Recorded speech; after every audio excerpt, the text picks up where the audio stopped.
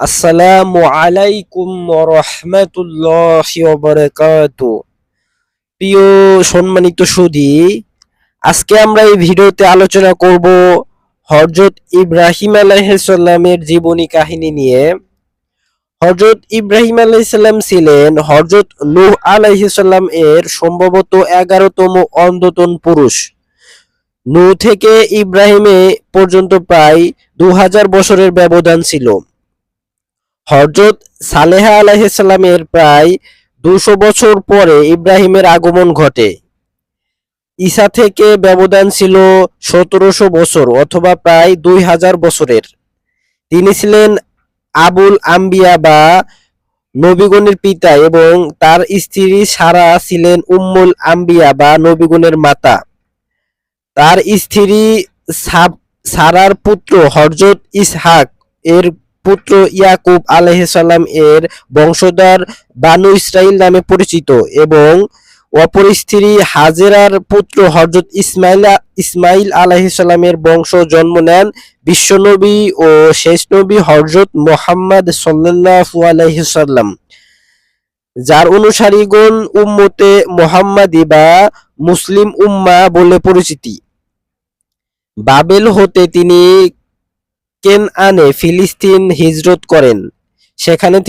সেখান থেকে বিবি সারার বংশজাত নবীগণের মাধ্যমে আশপাশে সর্বত্র তাওহীদের দাওয়াত বিস্তার লাভ করে।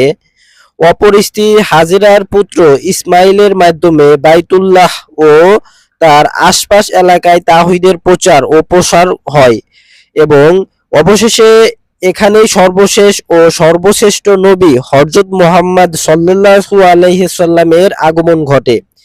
এভাবে ইব্রাহিমের দুই স্ত্রী বংশজাত নবীগণ বিশ্বকে ও তাওহীদের আলোয় আলোকিত করেন।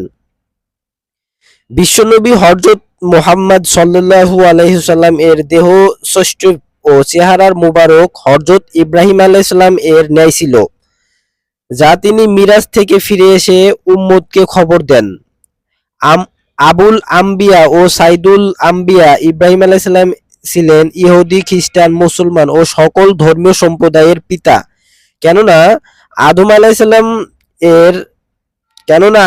সালাম হতে ইব্রাহিম আলাইহিস সালাম পর্যন্ত 10-12 জন নবী বাদে শেষ নবী মুহাম্মদ সাল্লাল্লাহু আলাইহি সাল্লাম পর্যন্ত 1,24,000 পয়গম্বর প্রায় সকলেই ছিলেন ইব্রাহিম আলাইহিস সালামের বংশধর। পবিত্র কোরআনে বর্ণিত হয়েছে, নিশ্চয় আল্লাহ আদম, নূহ, আলে ইব্রাহিম ও আলে ইমরানকে বিশ্ববাসীর উপরে নির্বাচিত করেছেন। আলে ইমরান 3:13। এই নির্বাচন ছিল বিশ্ব সমাজের আল্লাহর তাওহীদের প্রচার ও প্রতিষ্ঠার জন্য এবং আল্লাহ দ্বীনকে বিজয়ী করার জন্য। ইব্রাহিম ছিলেন নবীগণের পিতা এবং পুত্র মুহাম্মদ ছিলেন নবীগণের নেতা। এই বিষয়টি সর্বদা মুমিনগণের মান স্পটে জাগরণ রাখার জন্য দৈহিক সালাতের শেষ বৈঠকে পঠিত দরিদ্রের মধ্যে ইব্রাহিম ও মুহাম্মাদের উপরে এবং উভয়ের পরিবার বর্গের উপরে আল্লাহর অনুগ্রহ বর্ষণের জন্য দোয়া করার বিধান রাখা হয়েছে। ইব্রাহিমের বংশে বরকত হলো নবুয়াত ও ঐশী কিতাবের বরকত এবং মুহাম্মদ ও তার বংশের বরকত হলো বিজ্ঞাময় কুরআন ও হাদিস এবং তার ভিত্তিতে প্রতিষ্ঠিত সমাজ ব্যবস্থার বরকত। ইব্রাহিম ও তার বংশধর সম্পর্কে আল্লাহ বলেন, আমরা তাকে দান করলাম ইসহাক ও ইয়াকুব এবং তার বংশগণের মধ্যে প্রদান করলাম নবুয়ত ও কিতাব। তাকে আমরা দুনিয়াতে পুরস্কৃত করলাম, নিশ্চয় পরকালেও সেও সৎ লোকদের অন্তর্ভুক্ত হবে। অতঃপর শেষ নবী মুহাম্মদ সাল্লাল্লাহু আলাইহি সাল্লাম বলেন, যারা আল্লাহর শেষ দিবসে অর্থাৎ আখিরাতের মুক্তির আশা রাখে এবং আল্লাহর অধিক হারে স্মরণ করে, তাদের জন্য আল্লাহর রাসূলের মুহাম্মাদের মধ্যে উত্তম নমুনা রয়েছে। আহজাব আয়াত 33-21। অতঃপর তার পরিবার সম্পর্কে বলা হয়েছে, হে নবী পরিবারের সদস্যগণ, আল্লাহ কেবল চান তোমাদের থেকে অপবিত্রতা দূর করতে এবং তোমাদের পূর্ণরূপে পুত্র পবিত্র রাখতে। আহজাব 33-33। শেষ জামানার ইমাম মাহদী আসবেন হযরত ফাতেমা রাদিয়াল্লাহু আনহু এর বংশগণের মধ্য হতে।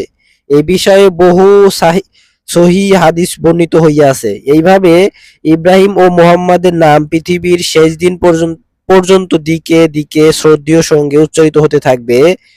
হযরত ইব্রাহিম আলাইহিস সালাম জন্মগ্রহণ করেছিলেন খ্রিস্টপূর্ব 1996 খ্রিস্টাব্দে এবং মৃত্যুবরণ করেন 1821 খ্রিস্টপূর্ব।